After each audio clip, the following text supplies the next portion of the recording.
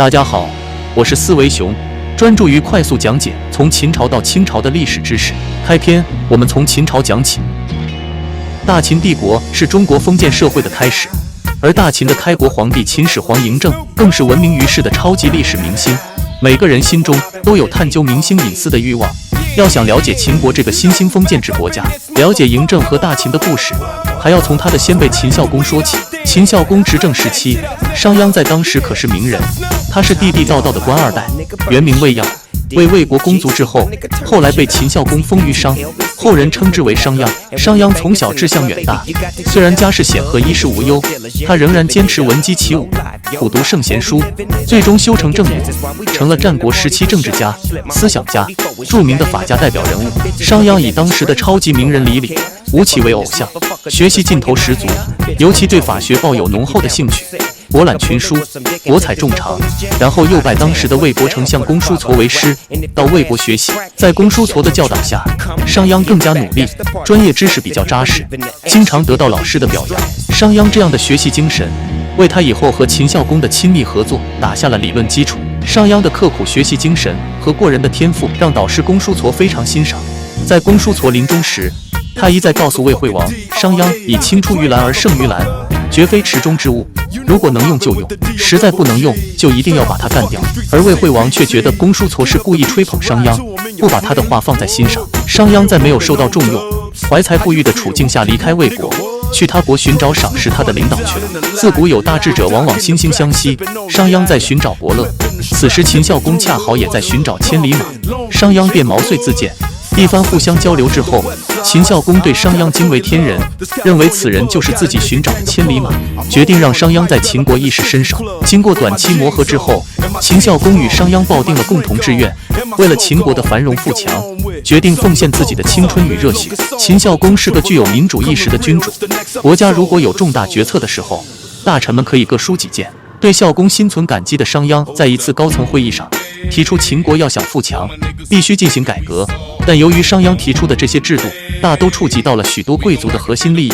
这下可炸开了锅，各派势力都提出了反对意见。商鞅没有气馁，他很清楚，谁反对自己的新政都没有用，只要秦孝公同意就行。果然，商鞅的新政很快得到秦孝公的同意批示，商鞅变法正式拉开帷幕。为了彰显新制度的确立和自己的威望，商鞅在国都集市南门外立了根木头，贴了个告示说，谁要是把木头扛到集市北门，就能领到现金奖励。结果有个10成人这样做了，结果真得到了奖励。商鞅立木赏金的消息通过各种宣传渠道很快传遍五湖四海，人们在对那个一目暴富的10成人羡慕嫉妒恨的同时，也看到了国家的信用以及商鞅变法的决心。于是全国上下都在流传一句话，跟着商鞅走，日子越过越富有。于是朝廷的信誉很快就建立起来了，局面一片大好。商鞅知道自己实施新政的时机成熟了。商鞅虽然生活在古代，但却是现代物权法的开创者。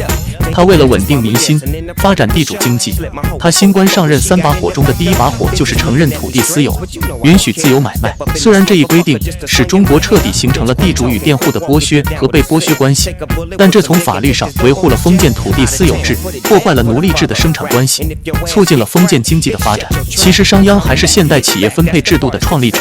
他在新政中还规定奖励耕织。奖励耕织就是典型的多劳多得的分配雏形。他结合当时的生产状况，制定了一家一户生产粮食布帛的标准，凡是超过标准的，免去其本身的徭役，只要肯干多干，不但自己有吃有穿，还能免除徭役。傻子都知道要努力干活，这样一来，全国农业生产得到发展。战国时代，战事频繁，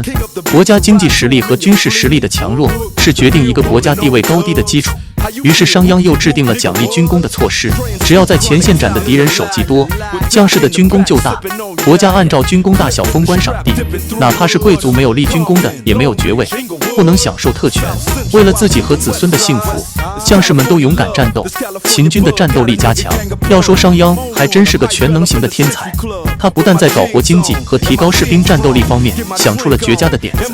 而且在国家行政机构改革方面也有着自己的心得体会。他最著名的举措就是普遍推行县制，具体做法就是由国君直接派官治理县，使县成为只属于国军的地方组织。当然，县领导也直接由国军领导，从而加强了中央集权。商鞅还是当时著名的思想家和学术带头人，但他不是一个成熟的政治家。他的新政为国家的发展的确做出了不可磨灭的贡献，但他却没有想到，他的这些做法严重损害了那些贵族和旧势力的核心利益。他们在心里恨透了商鞅，这也可以理解。被人砸了饭碗，任谁都有拼命的冲动。作为纯粹的国家利益的拥护者，商鞅在秦孝公的支持下，风雨无阻地推行自己的变法，很有成效。但人生自古谁无死？秦孝公也不例外。公元前338年，秦孝公去世，秦惠文王继位。正所谓一朝天子一朝臣，很快商鞅就受到旧贵族的攻击。商鞅明白自己的好日子也快到头了。很快，贵族公子虔拿出若干证据告商鞅谋反。商鞅得到自己被陷害的信息后，虽然他知道自己是被冤枉的，但他没有主动辩解，便立刻动身逃往别国。逃亡途中的一个傍晚，他想找个旅社住下，但旅社老板却告知他，商鞅规定必须出示朝廷证件才能入住，否则自己便要受连坐的处罚。这就是做法自毙的典故。逃难中的商鞅想逃往魏国，但是因为他曾率领秦军攻打过魏国，魏国一直对他恨得咬牙切齿，所以被拒之门外。无奈之下，商鞅只好重返商地。秦惠文王派重兵进攻商地，商鞅虽率人进行抵抗，终因众寡悬殊而失败。商鞅被杀于郑国渑池，其尸体被带回秦国，后经审判被处以车裂之刑。商鞅死后，虽然那些痛恨他的人依然在公开场合骂他，但他创造的秦国的新制度并没有被废除。那些老古董们也渐渐习惯了这种制度，毕竟这种新的制度也实行了10-20年，已经深入人心。况且商鞅的这些制度的确能让秦国国富民强，经济发展。商鞅之死不过是让他们出口恶气罢了。秦国是个善于总结经验的先进国家，商鞅死后，他们通过检视自身的不足与缺点，采用循序渐进的办法，坚持经济制度改革和机构改革，并以达到并超过战国其他大国，实现超级大国为目的，储备了很多金银财宝，成了战国时期的强国。魏赵等国看到了秦国实力日益强大，大有领导战国新潮流的气势，心生嫉妒，便商量着几个国家联合行动，想通过联手对秦国进行制裁，限制秦国一家独大。但这几家表面上是联手合作，其实是各个心怀鬼胎，另有所图，这也就导致了他们外表无限风光，内部却分崩离析，各自为政，引来秦国嘲笑。赵国和魏国另辟蹊径，他们想以秦国强盛为榜样，也有模有样的进行国内改革，并谈判组织联合体。但由于赵魏等国家都想掌握组织话语权，